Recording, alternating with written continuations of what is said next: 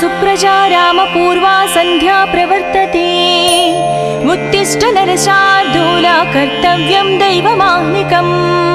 उत्तिष्ठोत्तिष्ठ गोविन्द उत्तिष्ठ गरुडध्वजा। उत्तिष्ठ कमलाकान्ता त्रैलोक्यं मङ्गलं कुरु। मातः समस्त जगतां मधुकैटभारे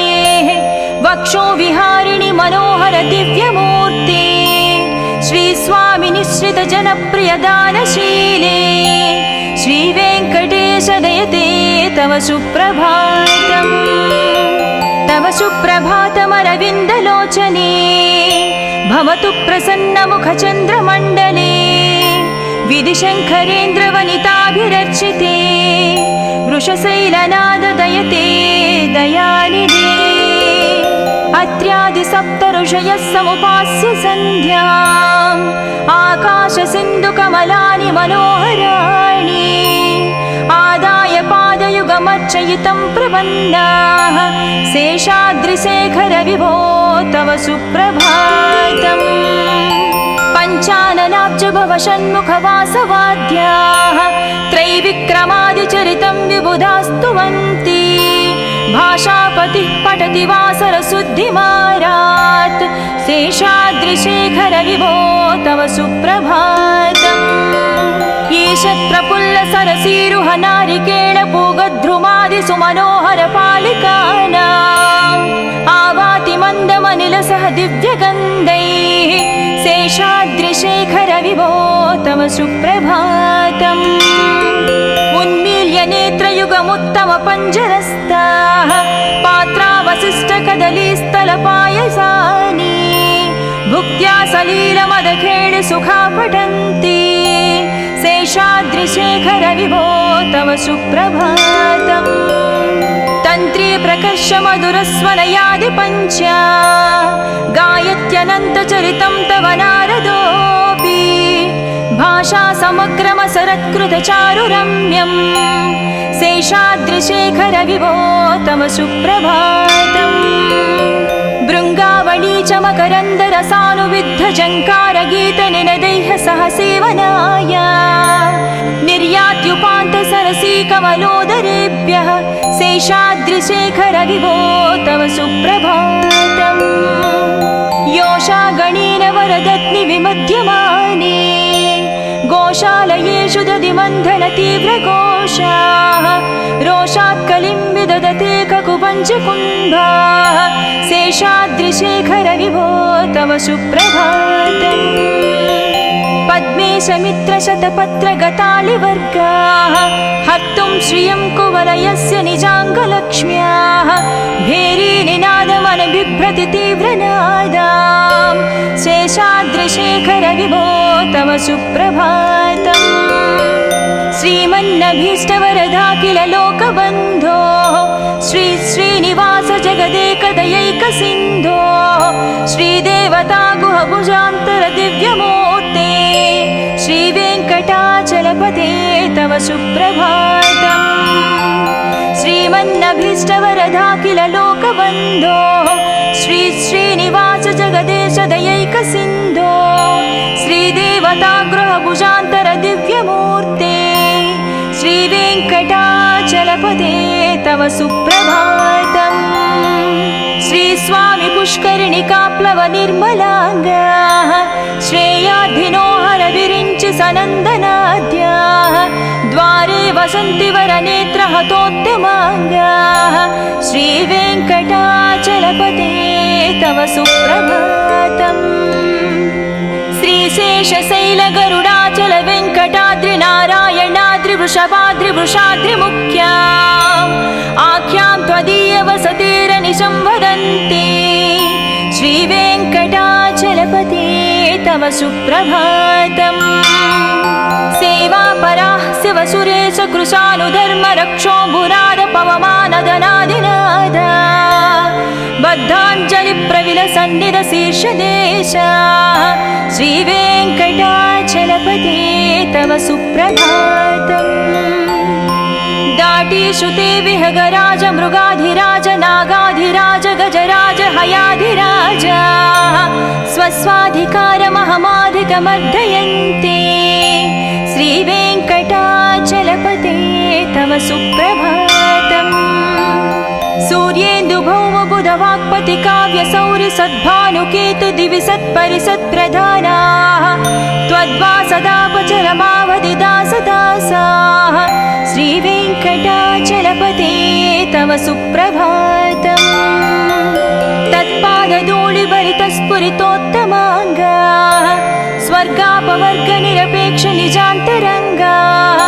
कल्पागमाकलनया कुलताङ्गभन्ते श्रीवेङ्कटाचलपते तव सुप्रभातम् त्वद्गोपुराग्रशिखराणि निरीक्षमाणाः स्वर्गापवर्गपदवीं परमां श्रयन्तः मर्त्या मनुष्यभुवने मतिमाश्रयन्ते श्रीवेङ्कटाचलपते तव सुप्रभातम् श्रीभूमिनायक दयादिगुणामृताभे देवादिदेव जगदेश शरण्यमूर्ते श्रीमन्ननन्तगरुडाधिभिरर्चिताङ्घ्रे श्रीवेङ्कटाचलपते तव सुप्रभातम् श्रीपद्मनाभ पुरुषोत्तम वासुदेव वैकुण्ठमाधव जनार्दन चक्रपाणे श्रीवत्सचिह्न शरणागत पारिजात श्रीवेङ्कटाचलपते तव सुप्रभातम् कन्दर्पदर्पहर सुन्दर दिव्यमूर्ते कान्ताकुचाम्बुरुह कुट्मललोलदृष्टे कल्याण निर्मल गुणाकर दिव्यकीर्ते श्रीवेङ्कटाचलपते तव सुप्रभातम् मीनाकृते कमठकोल नृसिंहवर्णिन् स्वामिन् परस्वर तपोधर रामचन्द्र शेषांस राम यदुनन्दन कल्किरूप श्रीवेङ्कटाचलपते तव सुप्रभातम् येलालवङ्घगनसार सुगन्धितीर्थम् दिव्यं वियत्सरितु हेमघटेषु पूर्णम् धृत्वाद्धवैदिकशिखामणयः प्रहृष्टाः तिष्ठन्ति वेङ्कटपते तव सुप्रभातम् भास्वानुदीति विकचाविसरोरुहाणि सम्पूरयन्ति निनदैककुभो विहङ्गाः श्रीवैष्णवाः सतमर्धितमङ्गलास्ते धामाश्रयन्ति तव वेङ्कटसुप्रभातम् ब्रह्मादयाः सुरवराः सुमहर्षयस्ते सन्तः सनन्दनमुखास्त्वदयोगिवर्याः धामान्तिके तव हि मङ्गलवस्तुहस्ताः श्रीवेङ्कटाचलपते तव सुप्रभातम् लक्ष्मीनिवास निरवध्य गुणैकसिन्धो संसारसागर समुत्तरणैकसेतो वेदान्तवेद्य निज वैभव भक्तभोग्या श्रीवेङ्कटाचलपते तव सुप्रभातम् लक्ष्मीनिवास निरवध्य गुणैकसिन्धो संसारसागर समुत्तरणैकसेतो वेदान्तवेद्य निज वैभव भक्तभोग्या श्रीवेङ्कटाचलपते तव सुप्रभातम् इत्थं वृषाचलपतेरिह सुप्रभातम् ये मानवः प्रतिदिनं पठितुं प्रवृत्ताः तेषां प्रभातसमये स्मृतिरङ्गभाजां प्रज्ञां परार्धसुलभां परमां प्रसूते इत्थं वृषाचलपतेरिह सुप्रभातम् ये मानवः प्रतिदिनं पठितुं प्रवृत्ताः तेषां प्रभातसमये स्मृतिरङ्गभाजां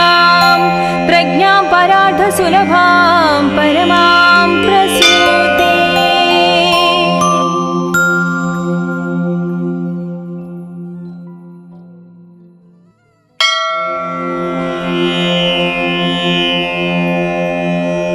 कौसल्या सुप्रजा रामपूर्वा सन्ध्या प्रवर्तते उत्तिष्ठ नरशार्दूला कर्तव्यं दैवमाह्निकम् उत्तिष्ठोत्तिष्ठ गोविन्द उत्तिष्ठ गरुडध्वजा उत्तिष्ठ कमलाकान्ता त्रैलोक्यं मङ्गलं कुरु मातः समस्त जगतां मधुकैटभारे वक्षो विहारिणि मनोहर दिव्यमूर्ते श्री स्वामी निश्रित जनप्रिय दानशीले श्री वेंकटेश दयते तव सुप्रभातम् तव सुप्रभातमरविन्दलोचने भवतु प्रसन्नमुखचन्द्रमण्डले विधिशङ्करेन्द्रवनिताभिरर्चिते वृषशैलनाद दयते दयानिधे अत्र्यादिसप्तऋषयः समुपास्य सन्ध्याम् आकाशसिन्धुकमलानि मनोहराणि आदाय पादयुगमर्चयितं प्रपन्नाः शेषाद्रिशेखर विभो तव सुप्रभातम् पञ्चाननाब्ज भव षण्मुखवासवाद्याः त्रैविक्रमादिचरितं विबुधास्तुवन्ति भाषापतिः पठति वासरशुद्धिमारात् शेषाद्रिशेखर विभो तव सुप्रभातम् ईशत्प्रफुल्ल सरसीरुह नारिकेळ पूगद्रुमादिसुमनोहर पालिकानाम् आवाति मन्दमनिलसह दिव्यगन्धैः शेषाद्रिशेखर विभो तव सुप्रभातम् उन्मील्य नेत्रयुगमुत्तम पञ्जरस्ताः पात्रावशिष्टकदलीस्थलपायसानि भुक्त्या सलीलमदखेळि सुखा पठन्ति शेषाद्रिशेखर विभो तव सुप्रभातम् तन्त्री प्रकर्ष मधुरस्वनयादि पञ्च गायत्यनन्तचरितं तव नारदोऽपि भाषा समग्रमसरत्कृतचारुरम्यम् शेषाद्रिशेखर विभो तव सुप्रभातम् भृङ्गावळी च मकरन्दरसानुविद्धझङ्कारगीतनिनदैः सह सेवनाय निर्यात्युपान्तसरसी कमलोदरेभ्यः शेषाद्रिशेखर विभो तव सुप्रभातम् योषागणेन वरदत्नि विमध्यमाने गोशालयेषु दधिमन्थन तीव्रघोषाः रोषात् कलिं विदधते ककुपञ्चकुम्भाः शेषाद्रिशेखर विभो तव सुप्रभातम् पद्मेशमित्रशतपत्रगतालिवर्गाः हर्तुं श्रियं कुवलयस्य निजाङ्गलक्ष्म्याः भेरीनिनादमनबिभ्रति तीव्रनादाम् शेषाद्रिशेखर विभो तव सुप्रभातम् श्रीमन्नभीष्टवरदाखिल लोकबन्धो श्री श्रीनिवास जगदेकदयैकसिन्धो श्रीदेवता गुहभुजान्तर दिव्यमूर्ते श्रीवेङ्कटाचलपते तव सुप्रभातम् श्रीमन्नभीष्टवरदाखिल लोकबन्धो श्री श्रीनिवास जगदेश दयैकसिन्धो श्रीदेवता गृहभुजान्तर दिव्यमूर्ते श्रीवेङ्कटाचलपते तव सुप्रभातम् श्री स्वामी पुष्करिणिकाप्लव निर्मलाङ्गाः श्रेयाधिनो हर विरिञ्चि सनन्दनाद्याः द्वारे वसन्ति वरनेत्र हतोत्तमाङ्गाः श्रीवेङ्कटाचलपते तव सुप्रभातम् श्रीशेषशैलगरुडाचल वेङ्कटाद्रिनारायणाद्रिवृषभाद्रिवृषाद्रिमुख्या आख्यां त्वदीयवसतिरनिशं वदन्ति श्रीवेङ्कटाचलपते तव सुप्रभातम् सेवापराः शिवसुरेश कृशानुधर्मरक्षोऽम्बुराद पवमानदनादिनादा बद्धाञ्जलिप्रविलसन्निधशीर्षदेशा श्रीवेङ्कटाचलपते तव सुप्रभातम् दाटीश्रुते विहगराज मृगाधिराज नागाधिराज गजराज हयाधिराज स्वस्वाधिकारमहमाधिकमर्दयन्ते श्रीवेङ्कटाचलपते तव सुप्रभातम् सूर्येन्दुभौमबुधवाक्पति काव्यसौरि सद्भानुकेतु दिवि सत्परिसत्प्रधानाः त्वद्वासदापचरमावधि दासदासाः श्रीवेङ्कटाचलपते तव सुप्रभातम् तत्पादधूलिभरितस्फुरितोत्तमाङ्गा स्वर्गापवर्गनिरपेक्ष निजान्तरङ्गा कल्पागमाकलनया कुलताङ्गभन्ते श्रीवेङ्कटाचलपते तव सुप्रभातम् त्वद्गोपुराग्रशिखराणि निरीक्षमाणाः स्वर्गापवर्गपदवीं परमां श्रयन्तः मर्त्या मनुष्यभुवने मतिमाश्रयन्ते श्रीवेङ्कटाचलपते तव सुप्रभातम् श्रीभूमिनायक दयादिगुणामृताभे देवादिदेव जगदेश शरण्यमूर्ते श्रीमन्ननन्तगरुडाधिविरचिताङ्ग्रे श्रीवेङ्कटाचलपते तव सुप्रभातम् श्रीपद्मनाभ पुरुषोत्तम वासुदेव वैकुण्ठमाधव जनार्दन चक्रपाणे श्रीवत्सचिह्न शरणागत पारिजात श्रीवेङ्कटाचलपते तव सुप्रभातम् कंदर्पदर्पहर सुंदर दिव्यमूर्ते कांताकुचाम्बुरुह कुट्मललोल दृष्टे कल्याण निर्मल गुणाकर दिव्यकीर्ते श्रीवेङ्कटाचलपते तव सुप्रभातम् मीनाकृते कमठकोल नृसिंहवर्णिन् स्वामिन् परस्वर तपोधन रामचन्द्र शेषांस राम यदुनन्दन कल्किरूप श्रीवेङ्कटाचलपते तव सुप्रभातम् येलालवङ्घगणसार सुगन्धितीर्थम् दिव्यं वियत्सरितु हेमघटेषु पूर्णम् धृत्वाद्धवैदिकशिखामणयः प्रहृष्टाः तिष्ठन्ति वेङ्कटपते तव सुप्रभातम् भास्वानुदीति विकचाविसरोरुहाणि सम्पूरयन्ति निनदैककुबो विहङ्गा श्रीवैष्णवाः सतमर्धितमङ्गलास्ते धामाश्रयन्ति तव वेङ्कटसुप्रभातम् ब्रह्मादयाः सुरवराः सुमहर्षयस्ते सन्तः सनन्दनमुखास्त्वदयोगिवर्याः धामान्तिके तव हि मङ्गलवस्तुहस्ताः श्रीवेङ्कटाचलपते तव सुप्रभातम् लक्ष्मीनिवास निरवध्य गुणैकसिन्धो संसारसागर समुत्तरणैकसेतो वेदान्तवेद्य निज वैभव भक्तभोग्या श्रीवेङ्कटाचलपते तव सुप्रभातम् लक्ष्मीनिवास निरवध्य गुणैकसिन्धो संसारसागर समुत्तरणैकसेतो वेदान्तवेद्य निज वैभव भक्तभोग्या श्रीवेङ्कटाचलपते तव सुप्रभातम्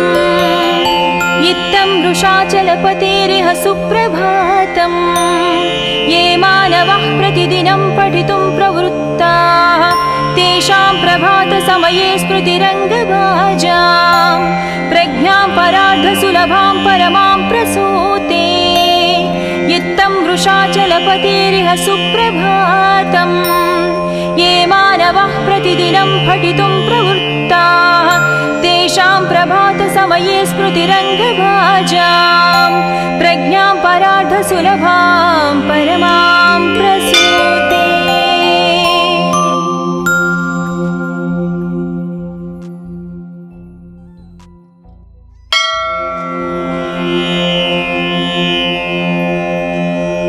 कौसल्या सुप्रजा रामपूर्वा सन्ध्या प्रवर्तते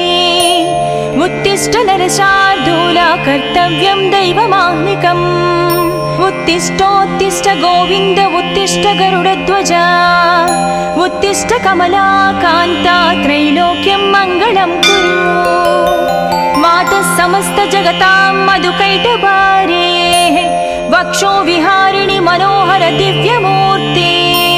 श्री स्वामी निश्रित जनप्रिय दानशीले श्रीवेङ्कटेश दयते तव सुप्रभातम् तव सुप्रभातमरविन्दलोचने भवतु प्रसन्नमुखचन्द्रमण्डले विधिशङ्करेन्द्रवनिताभिरर्चिते वृषशैलनाददयते दयानिधे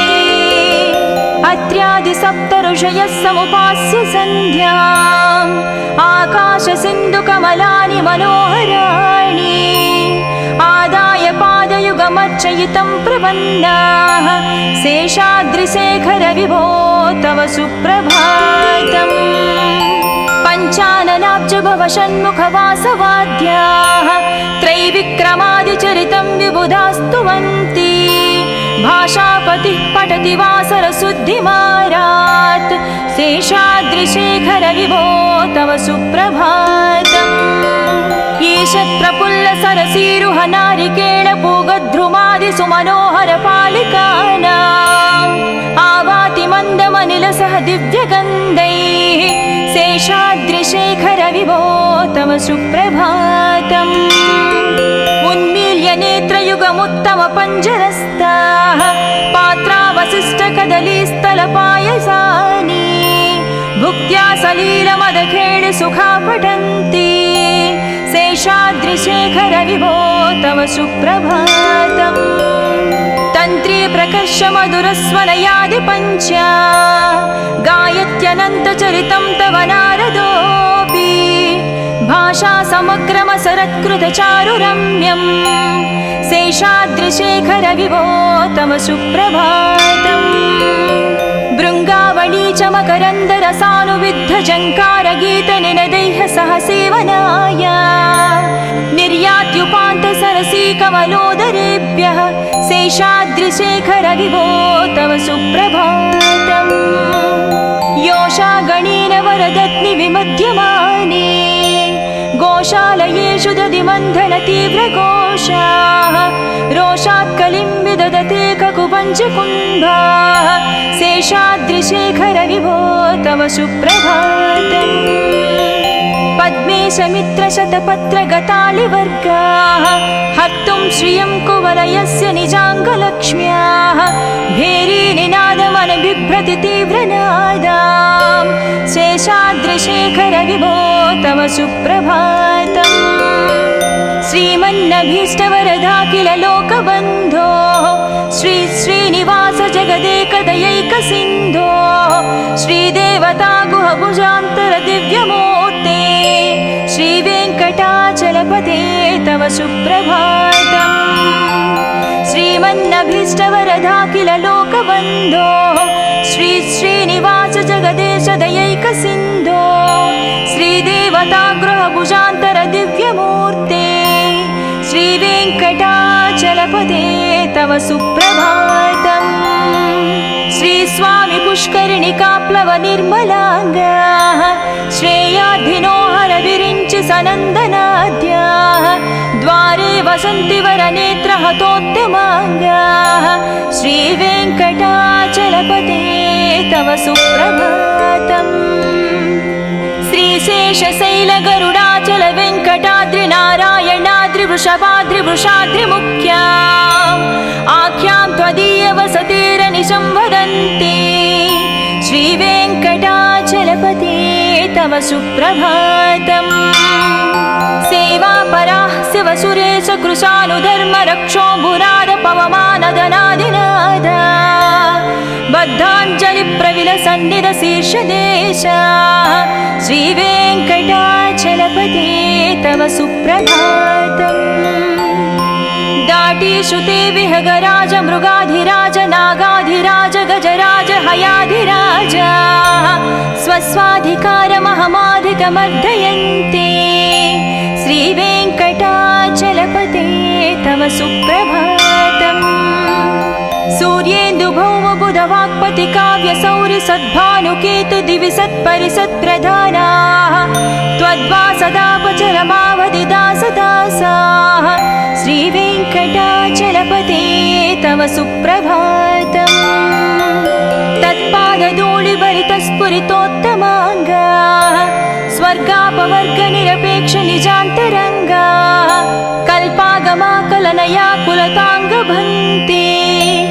श्रीवेङ्कटा तव सुप्रभातम्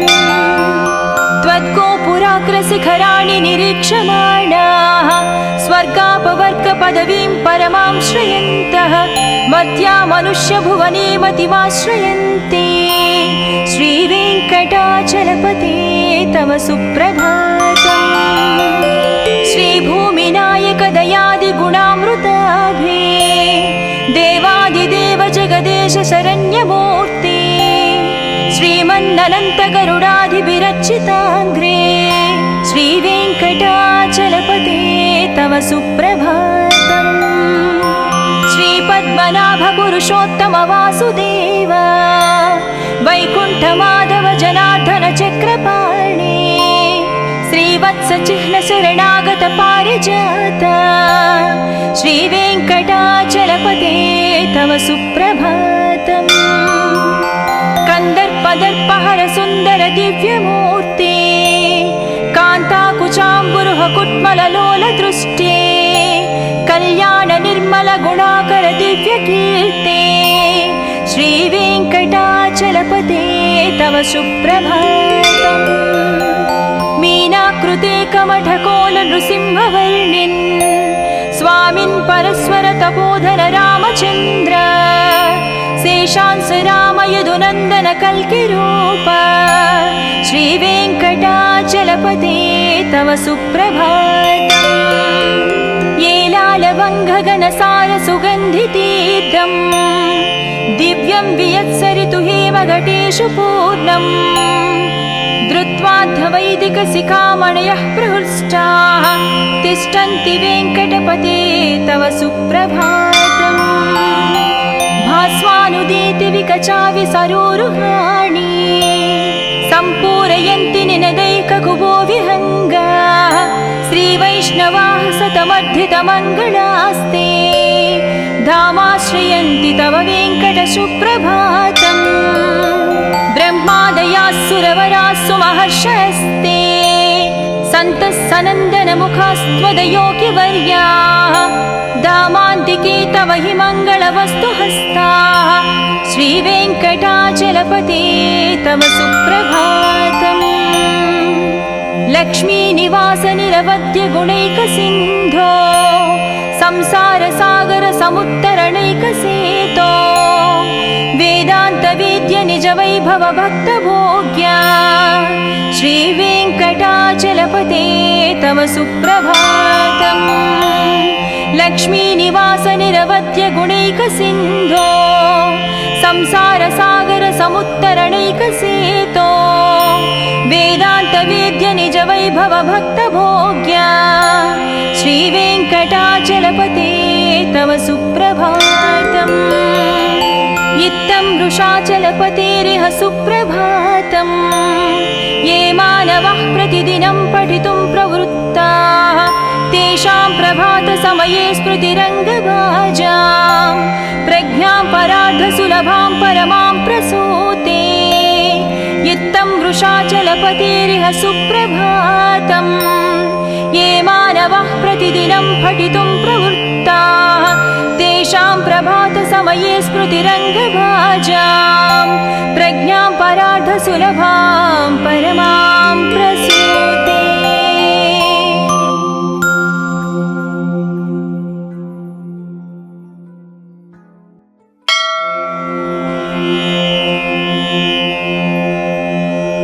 कौसल्या सुप्रजा रामपूर्वा सन्ध्या प्रवर्तते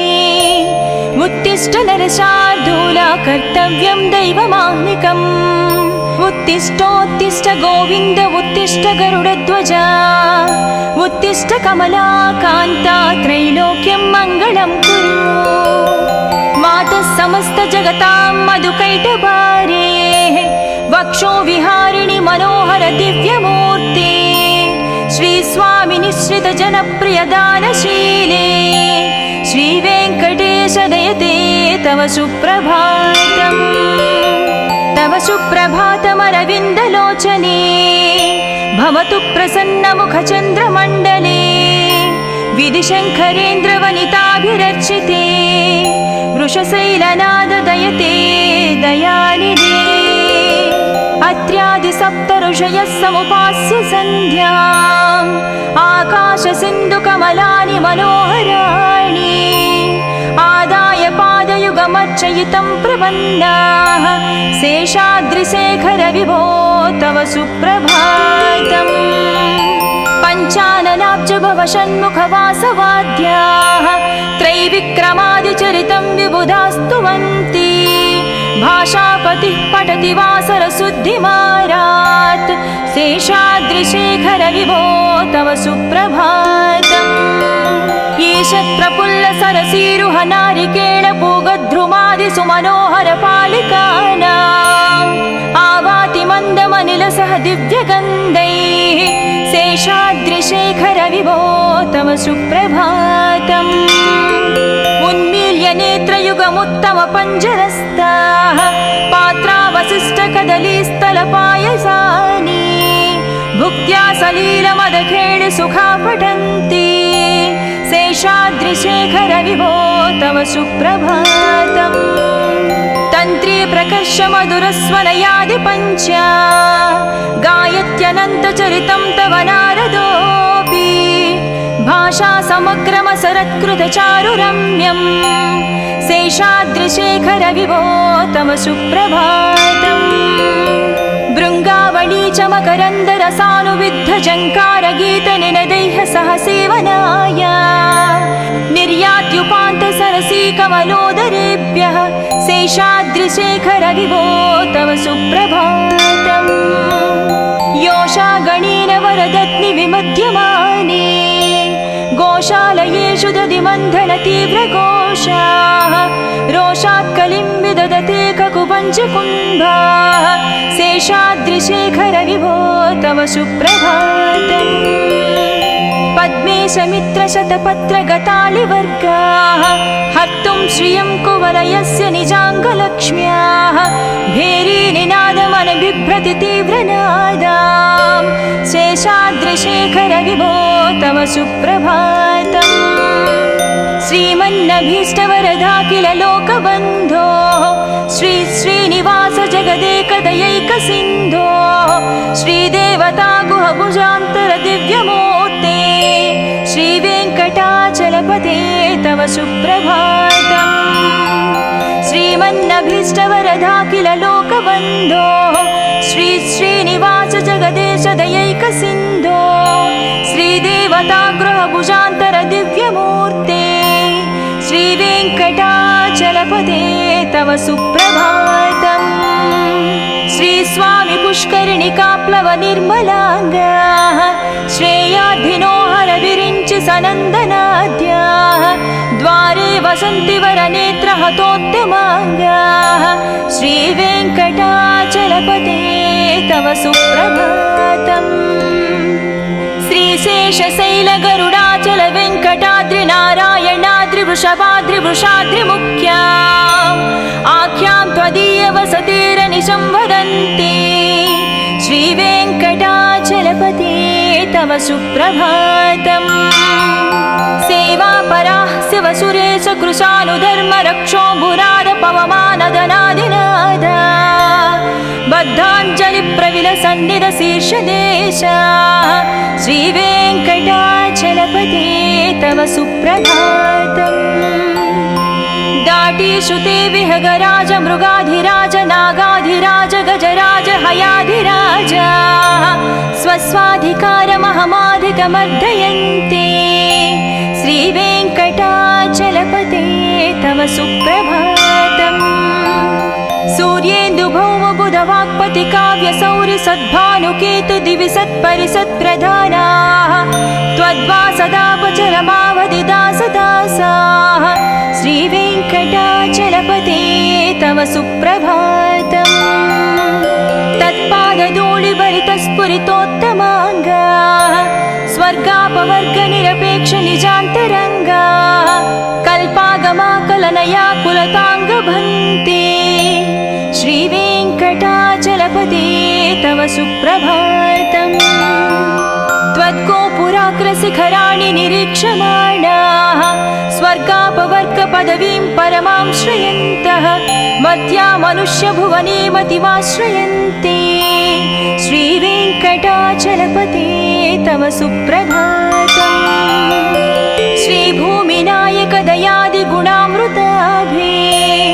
देवादिदेव जगदेश शरण्यमूर्ते श्रीमन्ननन्त गरुडाधिविरचिताङ्घ्रे श्रीवेङ्कटाचलपते तव सुप्रभातम् श्रीपद्मनाभ पुरुषोत्तम वासुदेव वैकुण्ठमाधव जनार्दन चक्रपाणे श्रीवत्स चिह्न शरणागत पारिजात श्रीवेङ्कटाचलपते तव सुप्रभातम् कन्दर्पदर्पहर सुन्दर दिव्यमूर्ते कान्ताकुचाम्बुरुह कुट्मललोल दृष्टे कल्याण निर्मल गुणाकर दिव्यकीर्ते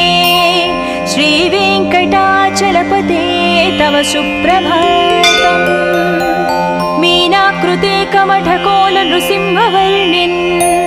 स्वामिन् परस्वर तपोधन रामचन्द्र शेषांस राम यदुनन्दन कल्किरूप श्रीवेङ्कटाचलपते तव सुप्रभातम् येलालवङ्घगनसार सुगन्धितीर्थम् दिव्यं वियत्सरितु हेमघटेषु पूर्णम्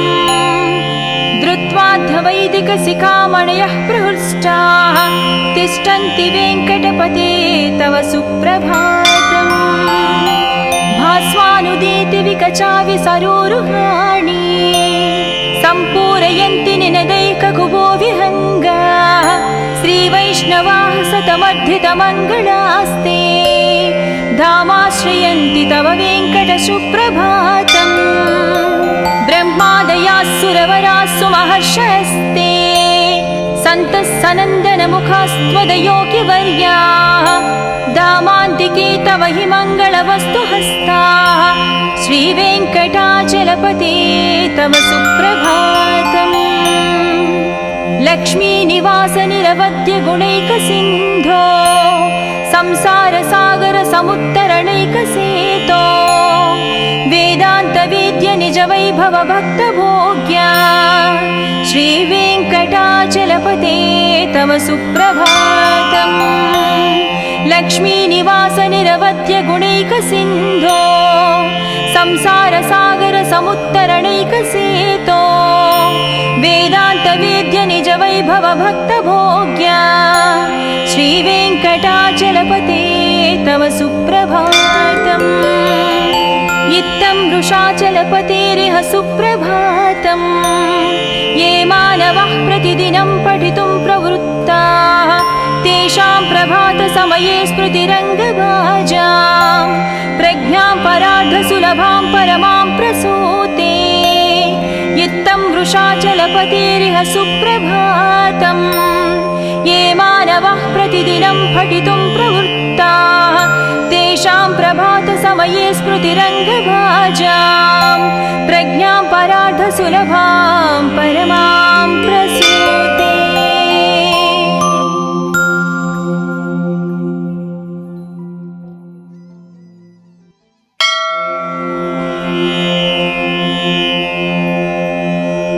कौसल्या सुप्रजा रामपूर्वा सन्ध्या प्रवर्तते उत्तिष्ठ नरशार्दूला कर्तव्यं दैवमाह्निकम् उत्तिष्ठोत्तिष्ठ गोविन्द उत्तिष्ठ गरुडध्वजा उत्तिष्ठ कमला कान्ता त्रैलोक्यं मङ्गलं कुरु मातः समस्त जगतां मधुकैटभारे वक्षो विहारिणि मनोहर दिव्यमूर्ते श्रीस्वामि निश्रित जनप्रिय दानशीले श्रीवेङ्कटेश दयते तव सुप्रभातम् तव सुप्रभातमरविन्दलोचने भवतु प्रसन्नमुखचन्द्रमण्डले विधिशङ्करेन्द्रवनिताभिरर्चिते वृषशैलनाद दयते दयानिधे अत्र्यादिसप्तऋषयः समुपास्य सन्ध्याम् आकाशसिन्धुकमलानि मनोहराणि आदाय पादयुगमर्चयितं प्रपन्नाः शेषाद्रिशेखर विभो तव सुप्रभातम् पञ्चाननाब्ज षण्मुखवासवाद्याः त्रैविक्रमादिचरितं विबुधास्तुवन्ति भाषापतिः पठति वासरशुद्धिमारात् शेषाद्रिशेखर विभो तव सुप्रभातम् ईशत्प्रफुल्लसरसीरुह नारिकेळपूगद्रुमादि सुमनोहर पालिकानाम् आवाति मन्दमनिलसह दिव्यगन्धैः शेषाद्रिशेखर विभो तव सुप्रभातम् उन्मील्य नेत्रयुगमुत्तम पञ्जरस्ताः पात्रावशिष्टकदलीस्थलपायसानि भुक्त्या सलीलमदखेळ सुखा पठन्ति शेषाद्रिशेखर विभो तव सुप्रभातम् तन्त्री प्रकर्ष मधुरस्वनयादि पञ्चा गायत्यनन्तचरितं तव नारदोऽपि भाषा समग्रमसरत्कृतचारुरम्यम् शेषाद्रिशेखर विभो तव सुप्रभातम् भृङ्गावळी च मकरन्दरसानुविद्धजङ्कारगीतनिनदैः सह सेवनाय निर्यात्युपान्तसरसी कमलोदरेभ्यः शेषाद्रिशेखर विभो तव सुप्रभातम् योषा गणेन वरदत्नि विमध्यमाने गोशालयेषु दधिमन्थन तीव्रघोषाः रोषात् कलिं विदधते ककुपञ्चकुम्भाः शेषाद्रिशेखर विभो तव सुप्रभातम् पद्मे समित्रशतपत्रगतालिवर्गाः हर्तुं श्रियं कुवलयस्य निजाङ्गलक्ष्म्याः भेरीनिनादमनबिभ्रति तीव्रनादाम् शेषाद्रिशेखर विभो तव सुप्रभातम् श्रीमन्नभीष्टवरदाखिल लोकबन्धो श्री श्रीनिवास जगदेकदयैकसिन्धो श्रीदेवता गुहभुजान्तर दिव्यमूर्ते श्रीवेङ्कटाचलपते तव सुप्रभातम् श्रीमन्नभीष्टवरदाखिल लोकबन्धो श्री श्रीनिवास जगदेश दयैकसिन्धो श्रीदेवता गृहभुजान्तर दिव्यमूर्ते श्रीवेङ्कटाचलपते तव सुप्रभातम् श्रीस्वामि पुष्करिणिकाप्लव निर्मलाङ्गाः श्रेयाधिनो हर विरिञ्चि सनन्दनाद्याः द्वारे वसन्ति वरनेत्रहतोत्तमाङ्गाः श्रीवेङ्कटाचलपते तव सुप्रभातम् श्रीशेषशैलगरुडाचल वेङ्कटाद्रि नारायणाद्रि वृषभाद्रिवृषाद्रिमुख्याम् आख्यां त्वदीय वसतिरनिशं वदन्ति श्रीवेङ्कटाचलपते तव सुप्रभातम् सेवापराः शिवसुरेश कृशानुधर्मरक्षोऽम्बुराद पवमानदनादिनादा बद्धाञ्जलिप्रविलसन्निधशीर्षदेशा श्रीवेङ्कटाचलपते तव सुप्रभातम् दाटीषु ते विहगराज मृगाधिराज नागाधिराज गजराज हयाधिराज स्वस्वाधिकारमहमाधिकमर्दयन्ते श्रीवेङ्कटाचलपते तव सुप्रभातम् सूर्येन्दुभौमबुधवाक्पति काव्यसौरि सद्भानुकेतु दिवि सत्परिसत्प्रधानाः त्वद्वासदापचरमावधिदासदासाः श्रीवेङ्कटाचलपते तव सुप्रभातम् तत्पादधूलिभरितस्फुरितोत्तमाङ्गाः स्वर्गापवर्गनिरपेक्ष निजान्तरङ्गाः कल्पागमाकलनया कुलताङ्गभन्ते श्रीवेङ्कटाचलपते तव सुप्रभातम् त्वद्गोपुराग्रशिखराणि निरीक्षमाणाः स्वर्गापवर्गपदवीं परमां श्रयन्तः मर्त्या मनुष्यभुवने मतिमाश्रयन्ते श्रीवेङ्कटाचलपते तव सुप्रभातम् श्रीभूमिनायकदयादिगुणामृताभे देवादिदेव जगदेश शरण्यमूर्ते श्रीमन्ननन्तगरुडाधिभिरर्चिताङ्घ्रे श्रीवेङ्कटाचलपते सुप्रभातम् श्रीपद्मनाभ पुरुषोत्तम वासुदेव वैकुण्ठ माधव जनार्दन चक्रपाणि श्रीवत्स चिह्न शरणागत पारिजात श्रीवेङ्कटाचलपते तव सुप्रभातम् कंदर्पदर्पहर सुन्दर दिव्यमूर्ते कान्ताकुचाम्बुरुह कुट्मललोल दृष्टे कल्याण निर्मल गुणाकर दिव्यकीर्ते श्रीवेङ्कटाचलपते तव सुप्रभातम् मीनाकृते कमठकोल नृसिंहवर्णिन् स्वामिन् परस्वर तपोधर रामचन्द्र शेषांस राम यदुनन्दन कल्किरूप